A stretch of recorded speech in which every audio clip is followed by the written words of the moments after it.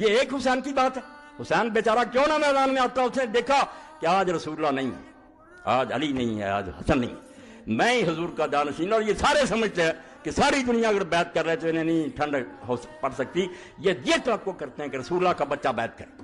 میں اگر یہ اعلان کر دوں کہ یہ خلیفہ برحق ہے، نمازیں نہ پڑھنے والا، شراب پینے والا، تو میں نے تو رسول اللہ کا دین جو ہے اس کی بیع کر، حضور کا دین جو اپنے ہاتھ سے دفن کر دیا۔ میں جان دے سکتا ہوں، میرے بچے مارے جا سکتے ہیں، میری بچیاں شہروں میں گھمائی جا سکتی ہیں، مگر میں یہ بات نہیں مان سکتا۔ ایسا نہیں ہوتا۔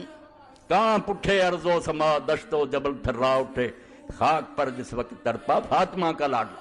آج میرے تمہارے لیے تو حسین ایک نام ہے، مگر اس صدی کے لوگ تو جانتے تھے کہ یہ رسول اللہ کا کیا تھا، حضور کس طرح اپنے پہلو میں بٹھاتے تھے، دعائیں کرتے ہیں، اللہ میں حسن اور حسین سے محبت کرتا ہوں، تو بھی ان سے محبت رکھنے والوں سے محبت رکھ۔